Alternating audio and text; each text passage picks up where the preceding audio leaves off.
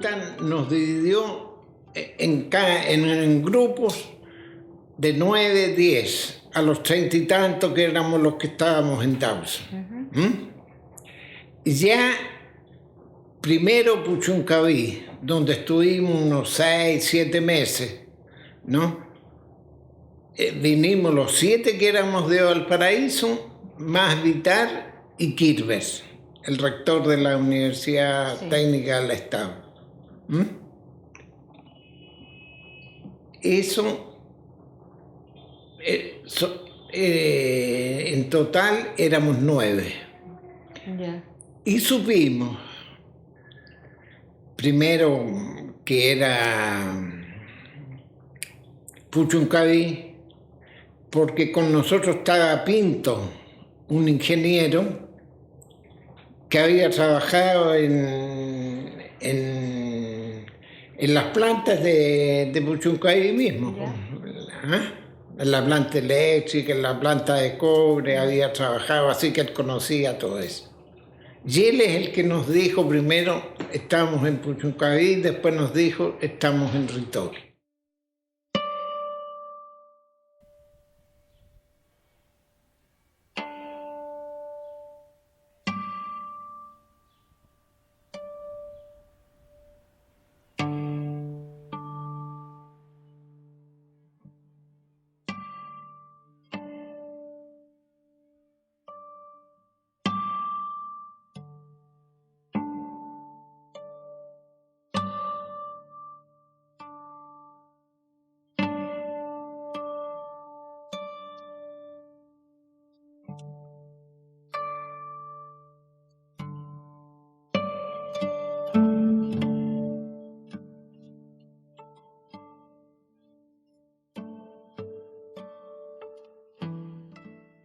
Bueno, yo hice un esquema de cómo era el campo. Perfecto. Aquí se puede ver. Aquí está el camino, unos 300 metros más allá hasta la playa, propiamente. Este era el campo. La escala no está exacta porque era más grande. Lo hice para que... Pero esta era la disposición. Todo eran las cabañas para grupos familiares. Cada una de estas es una, ¿no? Estas son agrupaciones de 8 cabañas juntas. Entonces, en este sector estuvo durante un periodo prolongado, yo te diría entre el año 74 y 75, una gran cantidad de compañeros confinados. Es probable que aquí hayan tenido simultáneamente de 300 a 400 compañeros detenidos. Después acá, en un sector que estaba separado, bueno, todo esto estaba alambrado con alambre de púa y además rodeado por planchas de zinc altas, de tal manera que nadie tuviera noción de lo que pasaba ahí adentro. Después separaron exactamente un sector donde nos tenían a nosotros, los altos funcionarios de gobierno, un grupo de aproximadamente 40, que siempre nos tuvieron aislados del resto de los compañeros. Bueno, había baños que eran colectivos, cada una agrupación de cabañas tenía una disposición de baños y ducha, en fin, completo. Y después había un sector más amplio con un patio de formación, donde todas las mañanas a las 8 había que levantarse, se levantaba la bandera, se suponía que debíamos cantar la canción nacional con las 2 estrofas de los ilustres valientes soldados, y el resto eran las acomodaciones colectivas. Este espacio era el comedor, cocina, que es un espacio relativamente grande, porque los comedores fueron diseñados para tener una cabida para dar comida a 250 personas simultáneas con el sistema de autoservicio. De manera que en 2 turnos, cuando estaba completo, se podía abastecer a todos los veraneantes. Y después a otras acomodaciones que sirvieron como comandancia, bodegas, pañoles, etc., un ingreso y un espacio que era un hoyo cuando nosotros llegamos, que lo rellenamos y lo apisonamos y transformamos finalmente en una canchita. A nosotros nos llevaron ahí de noche, llegamos de noche. Eso lo arreglaron así. Y nunca nos sacaron de ahí. Y si alguna vez nos sacaban, a mí me sacaron una vez para declarar ante un fiscal naval, ¿eh? Pero no entraban esos vehículos de gendarmería que están todos cerrados. Así que ahí nos metían. Ya. Y para mí, Ritoque era el patio de tierra y las casuchas en que estábamos nosotros, más la parte central donde nos juntábamos con las compañeras, con los familiares, los amigos que nos venían a ver. ¿Eh? Ya hará cuestión de unos meses, hará unos 6 o 7 meses, se puso un pequeño monumento ahí. Sí. Bueno, y ahí me di cuenta que Ritoque es lindísimo, porque es una de las pocas partes de Chile en que los bosques llegan al mar.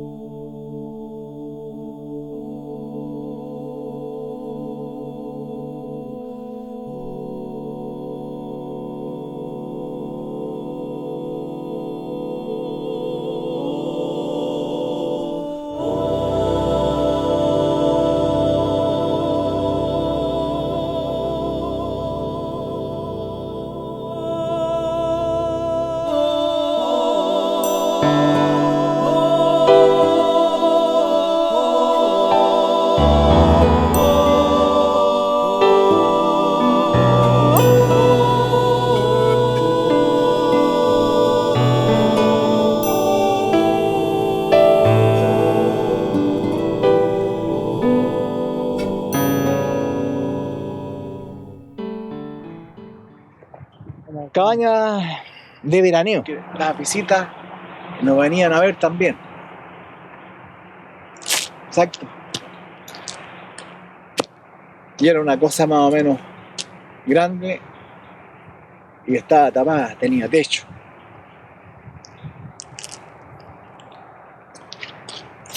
Fíjate, pero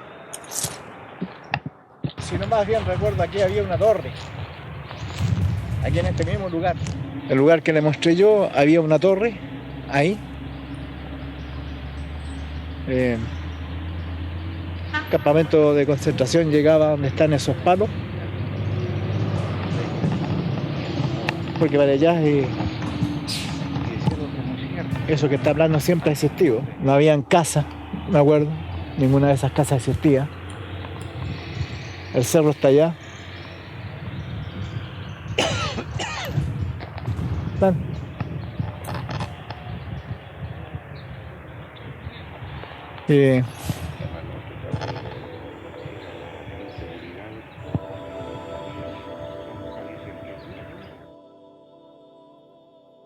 Aquí estuve yo junto a otros 300 compañeros. Y tengo recuerdos bien amargos, porque también sufrí bastante aquí, porque de aquí me llevaron a Ritoque.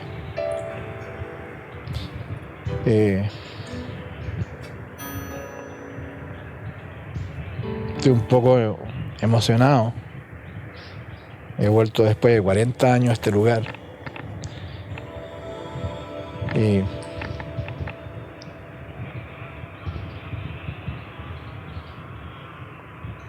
no tengo palabras. Ellos destruyeron muchas cosas. El predio se ve destruido al frente. Eso no existía porque era cerro. Aquí el trato fue más o menos nomás. De vez en cuando se amedrentaba a la población, disparos al aire, qué sé yo.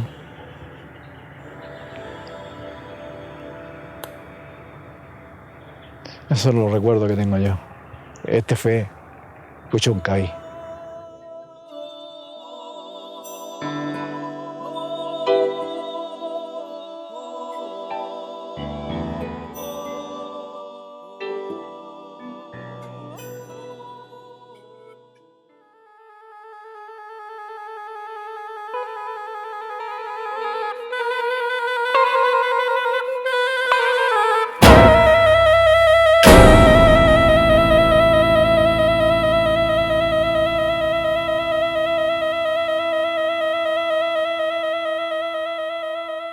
Para mí fue muy impactante en el sentido de que era un día de invierno, una tormenta prácticamente de invierno, llegamos de noche, estaba todo anegado el campo, nos asignaron una celda o cabaña, la llamábamos nosotros, y nos acostamos a dormir. Y el día siguiente apenas un día radiante, un día de invierno radiante en la costa central, precioso día, ¿no? Y por primera vez pude respirar tranquilo, porque cuando uno salía de 3 álamos, 4 álamos, ¿no? Sabía que tenía al menos la esperanza de que ya al estar expuesto sería muy difícil volver atrás en el camino de los apremios, de la tortura. Y fue una sensación de gran alegría estar en la naturaleza, que para mí tenía un impacto muy especial porque yo veraneaba en esa zona, ¿no? Entonces llegar ahí en estas condiciones fue una contradicción brutal desde el punto de vista existencial, por así decirlo. Y luego vi una actividad distinta a la de los otros lugares de detención, con un ritmo diferente, con clases, con preparación de obras de teatro, en fin, una actividad mucho más humana que la que había estado viviendo por tanto tiempo antes, ¿no? Y fue, valga la contradicción, realmente un momento de gran alegría estar en ese momento en Ritoque. Cuando uno llegaba a esos lugares, ya sea Ritoque o Puchuncaví, evidentemente que había un descanso de la tensión que habíamos sido sometidos. Había estado en diversos lugares, acá en Valparaíso, en el buque Lebu, en la cárcel de Valparaíso y obviamente en centros de apremios físicos como fue la Academia de Guerra. Nunca sabíamos qué es lo que iba a suceder al día siguiente, nada se nos informaba y se nos quería mantener así en una inseguridad total. Cuando ocurre el traslado desde Coyihuay al interior de Valparaíso hacia Ritoque y hacia Puchuncaví, evidentemente se produce como decía el compañero Rojas, una especie de alivio al constatar que en esos centros eran más bien no de descanso, porque la inseguridad persistía, en cualquier momento nos podían ir a buscar y llevarnos de vuelta a todo el circo que se había montado. Pero sí los compañeros que estaban detenidos y antes que nosotros habían conformado una actividad liderada por los que llamaban los ancianos, las personas de más edad que existían en esos campos, y a eso nos integrábamos. Y habían profesores de la Universidad de Literatura que nos daban charlas, u otros compañeros que también hacían lo posible por hacernos la vida más llevable. Algunos empezaron con clases de idioma, pensando en la perspectiva de que podíamos ser expulsados de Chile, y así se fue relajando, pero ese relajo terminaba cuando podíamos avistar el camión que o traía más detenidos o venía a buscar a algunos compañeros o a nosotros mismos para llevarnos también a un sitio con una inseguridad absoluta. Un poco contarles que tuvimos la mala fortuna, digamos, de ser el primer Consejo de Guerra, en donde la familia hizo un gran esfuerzo en contratar un abogado, don Humberto Orellana Fuentealba, un abogado demócrata cristiano que se jugó el pellejo porque era el 28 de septiembre del 73 cuando él nos tuvo que defender. Y él demostró fehacientemente frente a 7 oficiales de la Marina que nosotros éramos inocentes. Nos culpaban de tener amongelatina en nuestra casa, que era una falsedad. Esas velas estaban en la quebrada. Bueno, y el proceso fue tan claro que él lo demostró con el niño que tomó las velas, con el gerente de la población Villa América y un sinnúmero de compañeros vecinos que fueron a atestiguar a favor nuestro. Aún así fuimos condenados. Pero el gran problema mío, en lo personal, que yo era un muchacho de 21 años y estaba desesperado viviendo en ese submundo que era la cárcel. Quería arrancarme, quería escaparme. Por supuesto que no tenía cómo. Pero llega un día entre la Pascua y Año Nuevo, me parece recordar, que nos cambian de lugar y nos mandan a Coyihuay. En Coyihuay para mí es un alivio, tal como lo expresaban los otros compañeros, porque ahí me encuentro en un lugar en donde estamos los presos políticos. Y me encuentro con profesores de la primaria mía, me encuentro con compañeros de mayor edad que eran del partido, o sea, nos encontramos con familiares en definitiva. Y ahí empieza toda una vivencia nueva. Nos dedicamos a jugar a la pelota, nos dedicamos a tener una vida cotidiana de ajedrez, de estar los compañeros marinos constitucionalistas también. Era una familia completa, Y fue en Puchuncaví la primera vez que tuve visitas después de haber estado en la cárcel, es decir, 6 meses después aproximadamente, y me causó una emoción muy grande ver a mi hijo mayor, que en ese tiempo tenía 4 años, subir por la ladera del cerro y saludarme, de decirme un hola papá, que hizo que no solamente yo, sino que el resto de los compañeros que estábamos allí nos quebráramos. Era como volver a un mundo más humano, no dado por los militares, sino por la familia, por el entorno nuestro, y constatar que ellos estaban bien. Y en esto de los campos de detenidos, era simplemente para tenernos mientras encontraban alguna otra tontera para inculparnos y poder traernos nuevamente acá.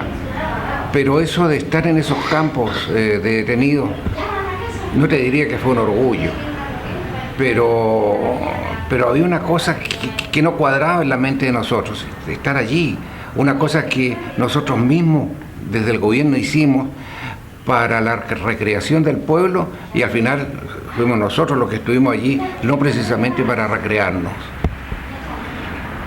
Hay mucho de perversidad en esa idea, ¿no?, de utilizar un lugar de recreación como centro de reclusión de detenidos políticos.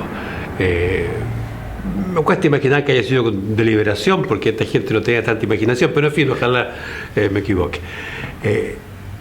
Yo creo que el hecho de que hayan destruido justamente los 2 campos al que estamos aludiendo, Ritoque y Puchuncaví, tiene que ver con eso, que se dieron cuenta esa contradicción tan grande, ¿no? Querían eliminar todo tipo de vestigio que pudiese evidenciarse posteriormente como prueba de su perversidad. La experiencia mía es de alivio cuando a mí me trasladan de arriba de la Academia de Guerra hacia la cárcel, ¿ya? Porque ahí ha sido un trato bastante malo, ¿ya? Entonces fue muy complicado. Y cuando me dicen que me trasladan a la cárcel de Valparaíso, fue un gran alivio, o sea, una satisfacción, porque además íbamos a ver a nuestra familia y a nuestros compañeros, ¿ya? Ahí fue un alivio y llegué con mucha alegría a una cárcel, y ahí me recibió Juanito, amigo mío, ¿ya? Ahí estaba él, me recibió, fue el primero que llegó a recibirme cuando entré yo. Son los recuerdos alegres y algunos no tanto, ¿ya? Pero reencontrarme con los compañeros, eso da una fuerza enorme a seguir en lo que hemos seguido y continuado luchando.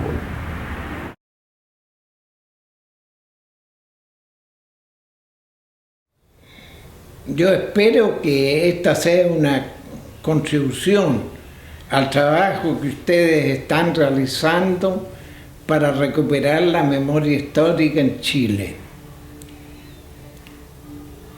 Porque es necesario que las nuevas generaciones conozcan lo que se sucedió bajo el régimen fascista de Pinochet, para que no vuelva a suceder nunca más.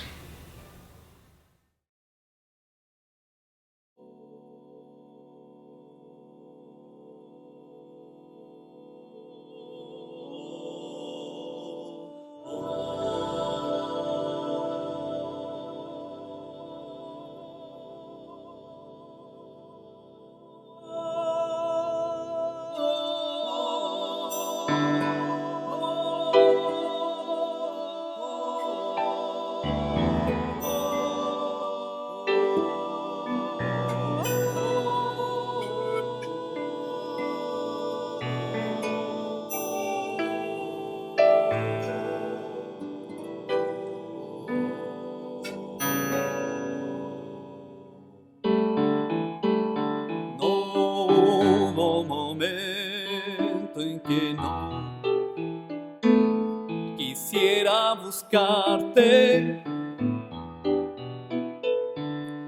de ida y de regreso en la tenacidad, la persistencia de las sombras y la guitarra.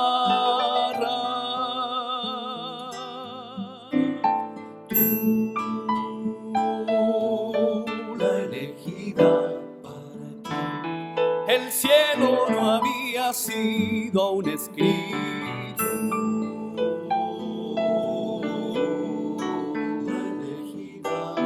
Para quien el cielo no había sido aún escrito.